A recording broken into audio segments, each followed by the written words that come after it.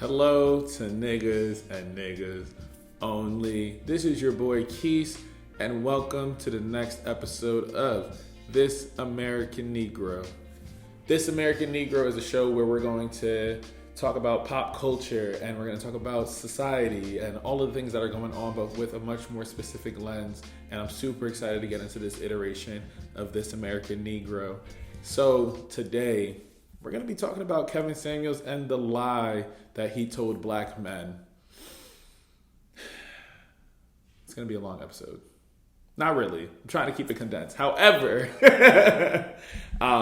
it is super important that we have this conversation. It's been happening more and more as I go around and I'm listening and we're thinking about his legacy. So again, I'm not necessarily going to be attacking the person. However, I am going to be talking about his ideas and what he actually told us as black men.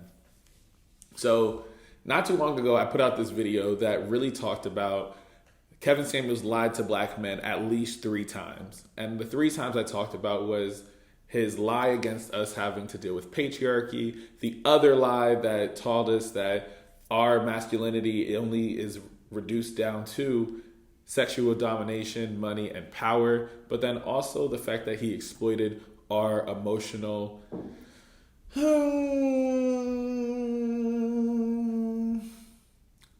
lack of depth, like our emotional shallowness, I guess would be the best way to put it, right? And all of these points are super important as we get to it. So I'm going to start off with what society told us and then get down to how Kevin Samuels can exist in the world that we are in today and why his ideas are still very pertinent in today's society. So first things first is let's talk about us, black men. If we're looking at the development of ourselves and the conversations you have when you're in community with each other, and hopefully we're having these conversations, because I don't think enough of us have actual friends, but that's another story for another day. However, I think the overall problem that we are seeing is that black men lack a certain social identity. We also don't have our own politic, and I don't think we have the best relationship when it comes to what masculinity can be and currently is. I think we're still balancing out those two right now. And I say that is important for us to know is like, do we have a politic? Do we have a social identity? Do we have a personal identity more so? And us not to fall into that lie. And when I talk about this lie, it's mostly talking around how patriarchy and masculinity has told black men that we have to be a very particular kind of way. We have to indulge in power. We have to have a certain amount of money. We have to have a certain look about us. We have to have strength. We have to have all of these things as it intersects with blackness. But when you think about white supremacy, patriarchal capitalism, all of that together, it reduces what we're trying to do down to a performance. And this performance a lot of the time is also equated to our survival potentially. But then also in us trying to survive, it's actually just very individual in nature that just happens to build up upon each other. And I say that because a lot of the times we talk around like the ideas of man up and I wish I would have been able to explore my emotions and I wish I was able to do this and I wish I was able to do this. We say that all the time. But you don't want to acknowledge it until your late 40s because you already played the game. You are learning yourself a little bit more, whatever the case may be, right? So I think it's just an interesting conversation because as we're having to develop our own sense of identity and our own politic and whatnot, in order to truly, truly understand how a Kevin Samuels exists, we got to be honest around like our own relationship to masculinity. And our relationship to masculinity can be very violent the more that we want to protect it. And what's the best time to protect masculinity is when we think it's under threat. And right now, we think traditional masculinity is under threat because of more queer people being visible, more women actually being able to acknowledge the fact that, hey, actually, I don't accept this. And I don't need you. I would want you, but I don't need you. Right? That's kind of the conversation that's being had. And oftentimes, if it is needed, I'm thinking of myself growing up in a lower class and now working class environment. There's a certain set of choices. If it's a single parent, I actually just need you in the house to ensure that my kids are safe. I actually need you here, even though you might not be financially compensating, but at least I know that there's some sort of social thing happening because of my mom being like a head of household, right? And so oftentimes we find ourselves, and I'm thinking about our own development as Black boys into Black men, we're always told that we need to provide. We're also expected to grow up a little faster. And so in that development of growing up faster, I think we also get this warped sense of what masculinity is, right? And I'm not putting this blame necessarily on the single parent, right? It's not their fault, because at the end of the day, it's a system that's working against us that doesn't allow us to thrive. And there's some personal decisions that are in that, so I'm not going to take away complete accountability. But we also have to be super, super intentional around how we're talking around our own emotional development and our own identity and how we develop that identity. And a lot of the time, if Black men don't have someone to initially look towards, right, to see what a man should or shouldn't be. I had examples of what men shouldn't be when I was growing up, right? But I had to find this example of what I wanted a Black man, to what I thought a Black man should be, but I had to find that through something like media.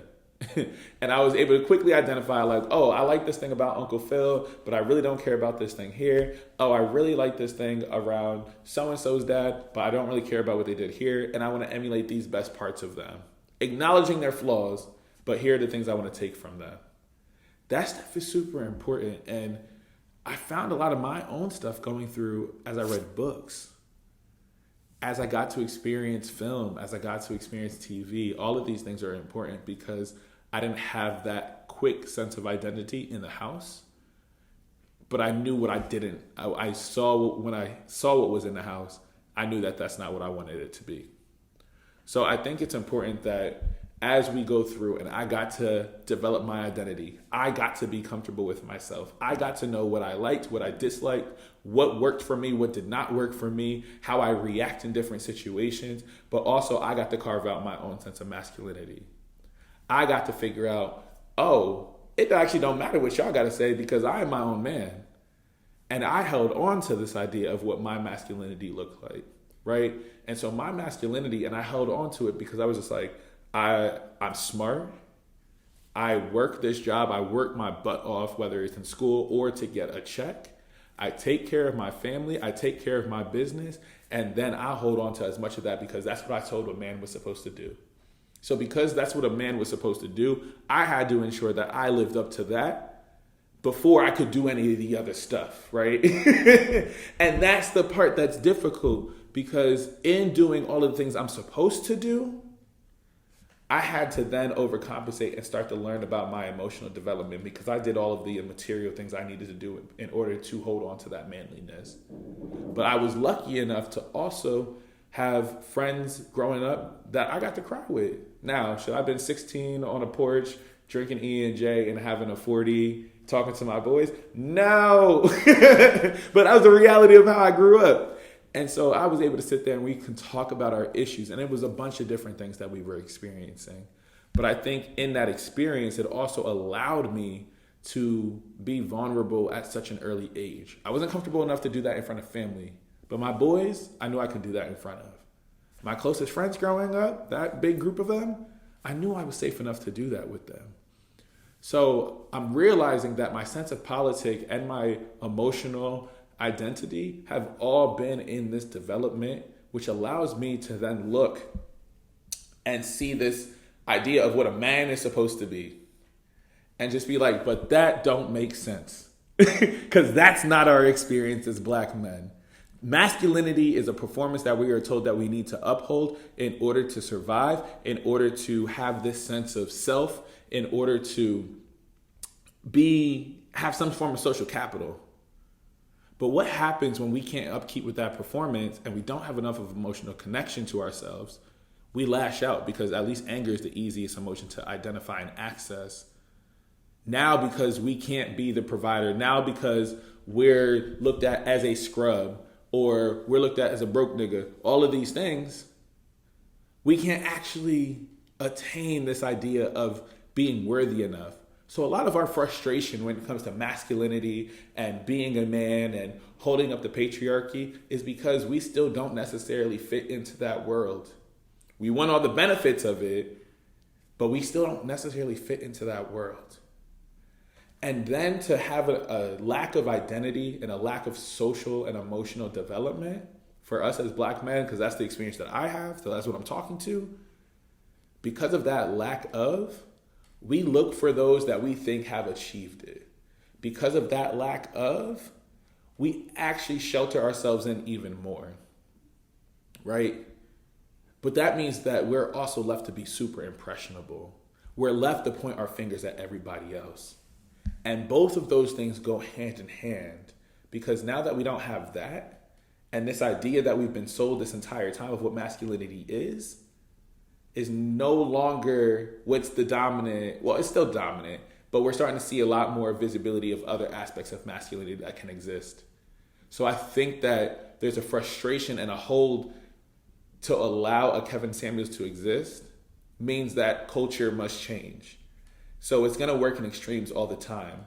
A lot of the time right now, we're looking at a show like Pose that talks about the trans community. We're looking at shows that have more Black queer people being represented. We're looking at these shows that are allowing us to all exist in these different facets of what Black masculinity can look like. And it's being challenged more than ever because you have someone like Lil Nas X coming in and dominating hip hop and pop. Then you have somebody like Gerard Carmichael who uses Rothaniel as an opportunity to also come out on his own terms, but also still have that very human thing of what it means to be a man and what it means to deal with these very human emotions of people are going to treat me differently because of who I am now.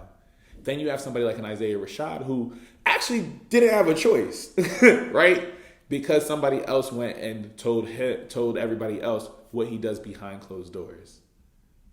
So because we're starting to see this shift and a lot of these figures who are either willingly exploring masculinity and femininity and all of these ideas, but also reshaping and challenging what our narrative is.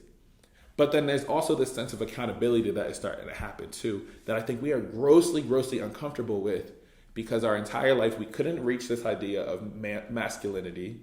We couldn't exist fully in this patriarchy, which is dominated by white men, right? And the ideas that white men believe. You know, we're America specifically. You founded on you 35, you a landowner, you a business owner, you have slaves.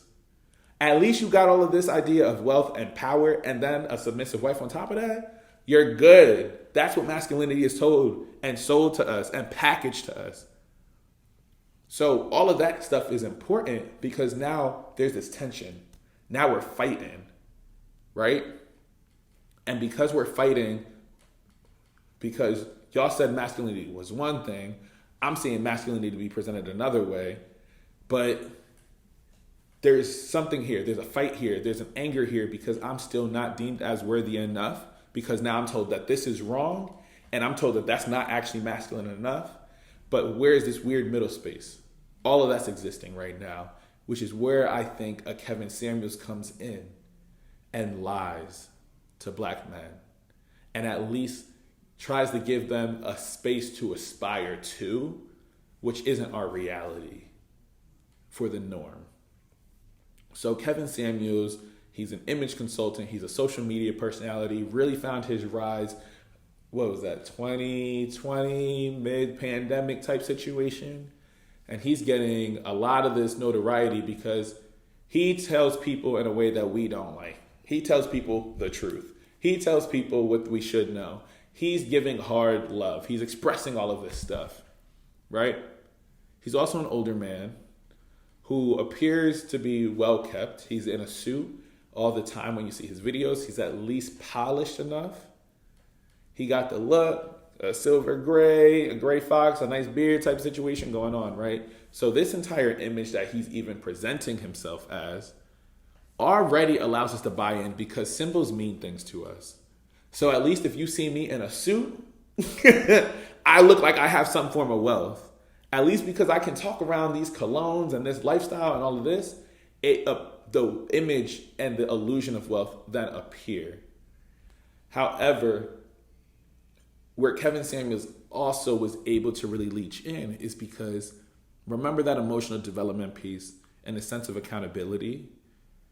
Black men wanted to see Black women have a lashing, a verbal lashing, and be dehumanized because at least he's saying what we all want to say to them.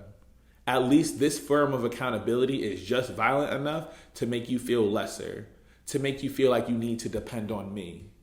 So at least now that you were taken down a notch, I can come in and build you up because a man's supposed to provide in that way. Again, they're still impressionable because the lack of identity, or maybe a lack of a father figure, or not knowing a politic, will actually lead me to believe that his harshness is what everybody deserves, is him doing us a favor as a community. But I think his age also played a role in it because now I can say, oh, this is kind of like a father figure. Because I never heard a man tell me about myself in that way.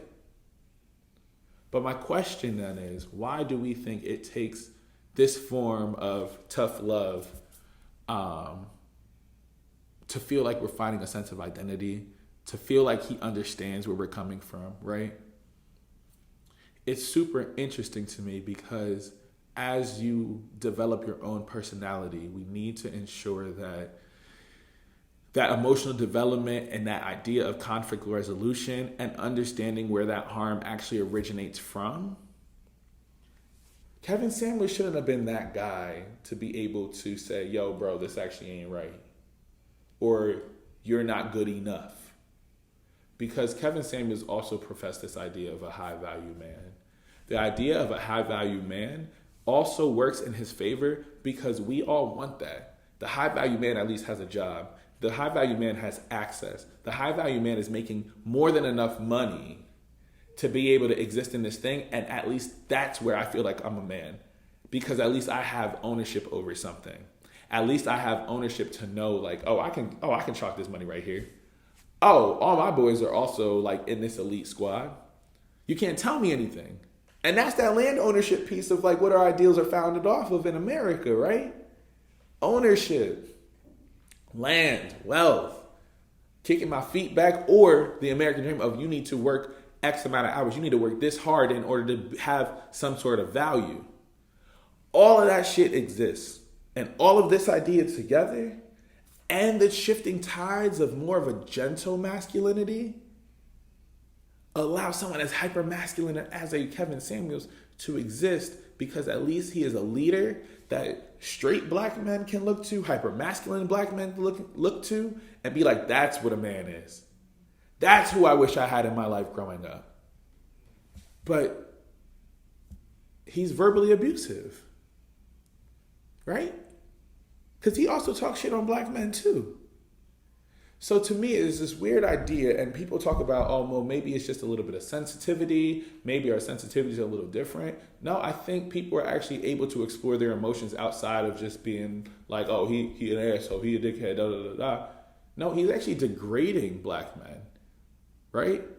Because most black men and a lot of his audience, and we can talk about, his objective audience, and we're looking at his numbers, a lot of his base are women, right? He has a strong women base. However, the black men who are just like, this is what I aspire to, are the ones who also worry me, because we still have a certain level of social capital and systemic power that we can still enact this kind of violence, and we think it's okay to talk to each other like this, right? And Kevin Samuels is also trying to sell you a pipeline that in reality doesn't exist. So we should be more concerned around like, hey, this is how much money I am making, but this is how I can also provide in this kind of space. But we can also talk around the systems that don't allow me to make this amount of money because of that being the harsh reality. So when I see a bunch of niggas in community with me who are just like, yes, Kevin Samuels, that guy, this, that, and the third, I'm just like, how? Because he don't respect your ass. Right? He doesn't.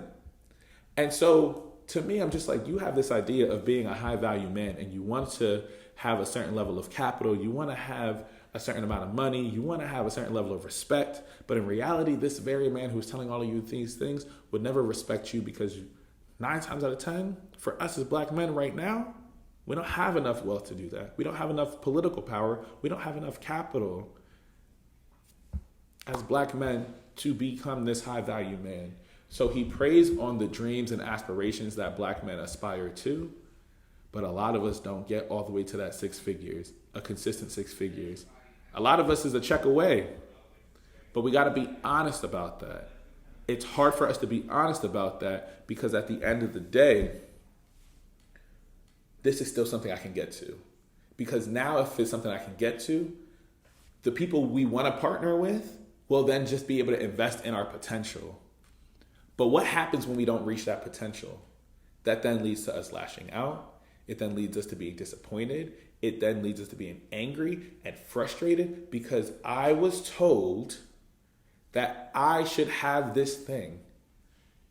I should work 10 hours. Oh, no, what did he say? We should be working at least 60 hours in a work week and still have time to go to the gym and still have time to do all of the things. But no time for rest, no time for memories, no time for genuine human connection.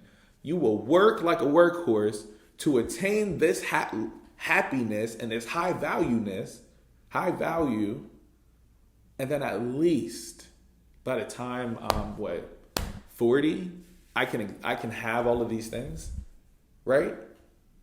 So to me, I think he's talking to the audience that he wants to appeal to, the high value men. It's a very, very small group of them that exist. But a large group of us that are okay with being talked to any kind of way. A lot of us who don't even recognize what abuse can look like.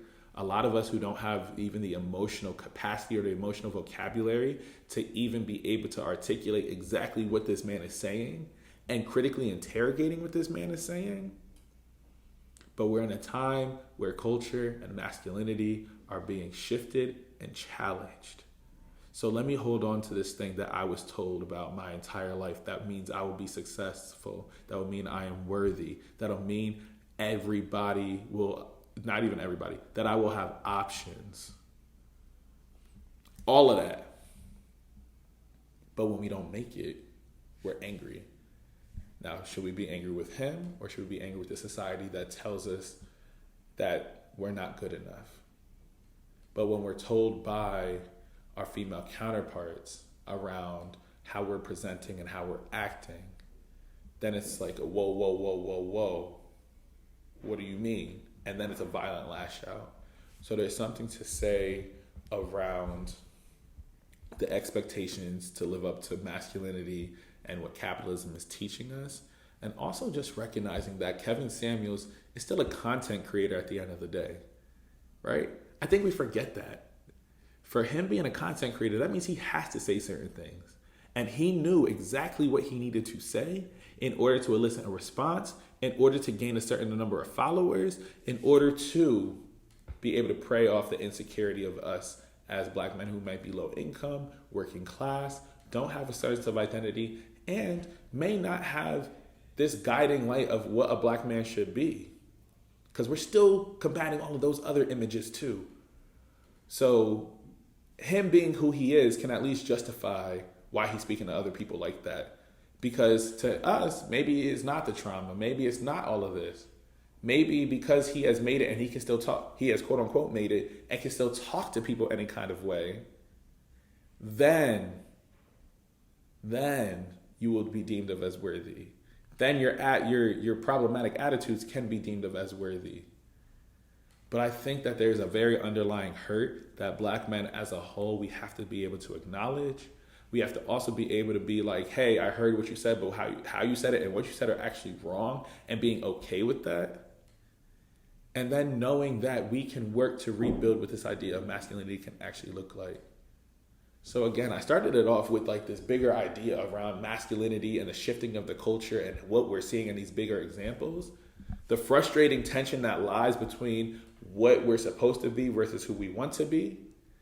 And then also seeing how a Kevin Samuels exists in this space and actually creates more harm than good for us as a community. All of things are super important in order for us to be able to build our own politics.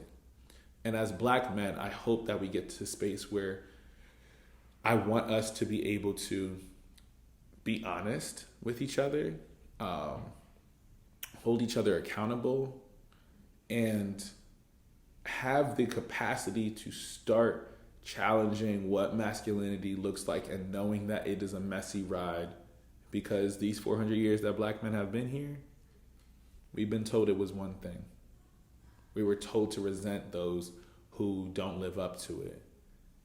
Because at least if I can hold on to that masculinity, I will always have a certain level of power over you. It shouldn't be like that. Black people are communal in nature.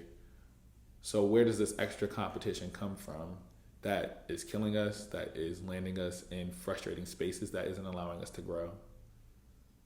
So I hope that throughout this video, there was something that stuck out and allowed you to think about, what's my politic? What's my emotional development? Do I have the capacity to challenge these things?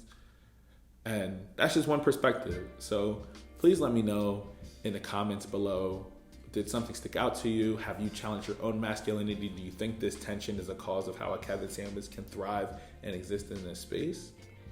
And what have you been doing to challenge these norms and ideas? So thank you so much for rocking with me during this video. This is an episode of This American Negro hosted by your boy Marquise Davon.